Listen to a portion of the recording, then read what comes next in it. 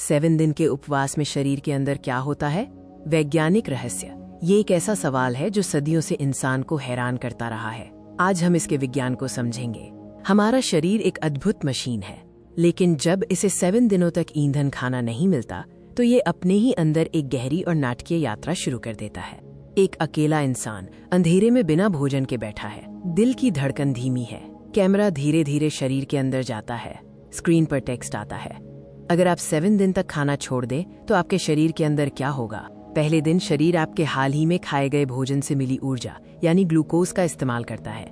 ये ऊर्जा आपके खून में तेजी से दौड़ रही है।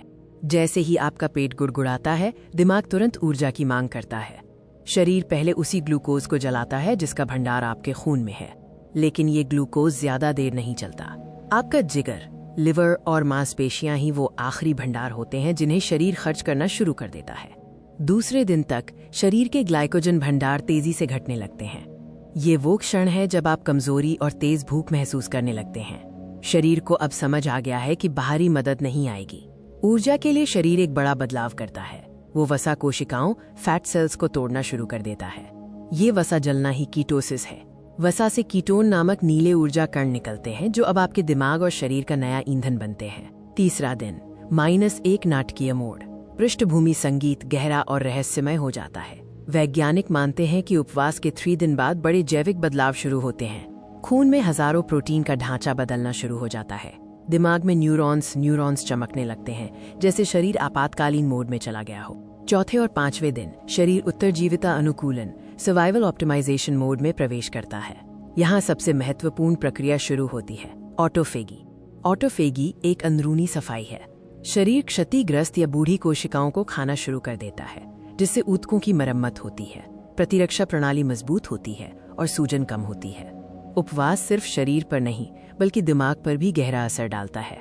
जानते हैं कि ये 7 दिन आपकी मानसिक स्थिति को कैसे बदलते हैं। जैसे ही शरीर कीटोन पर निर्भर होता है, कुछ लोग मानसिक स्पष्टता और बेहतर फोकस महसूस करते हैं। यह शरीर का एक प्राचीन अस्तित्व अनुकूलन सर्वाइवल अडैप्टेशन है। उपवास का सबसे बड़ा सवाल, क्या सिर्फ वसा कम होती है? वैज्ञानिक रूप से लंबे उपवास से वसा तो घटती है, लेकिन अगर उपवास बहुत लंबा हो जाए तो दुबला ऊतक, लीन टिश्यू और मांसपेशियां भी कमजोर होने लगती हैं। ये सब सिर्फ कहानियां नहीं हैं। आधुनिक विज्ञान भी उपवास के रहस्यों को उजागर कर रहा है। Queen Mary University of London के एक अध्ययन में 12 स्वयंसेवकों ने 7 दिनों का पानी उपवास किया। उनके खून के प्रोटीन विश्लेषण ने उपवास के गहरे प्रभावों की पुष्टि की। लेकिन उपवास एक गंभीर प्रक्रिया है। निर्जलीकरण, डिहाइड्रेशन, चक्कर आना और इलेक्ट्रोलाइट्स का असंतुलन इसके खतरनाक परिणाम हो सकते हैं। बिना डॉक्टरी सलाह के लंबे उपवास असुरक्षित हो सकता है। खासकर मधुमेह, डायबिटीज और हृदय रोग, हार्ट डिजीज के मरीजों को उपवास से बचना चाहिए। उपवास सिर्फ एक आधुनिक स्वास्थ्य ट्रेंड नहीं है, ये हजारों सालों से आध्यात्मिक परंपराओं और धर्मों का हिस्सा रहा है। शायद उपवास सिर्फ भूखा रहना नहीं बल्कि शरीर और मन की एक गहरी यात्रा है। ये हमें सिखाता है कि हमारे अंदर कितनी शक्ति है। लेकिन याद रखें, लंबे उपवास हमेशा डॉक्टर की सलाह से ही करें।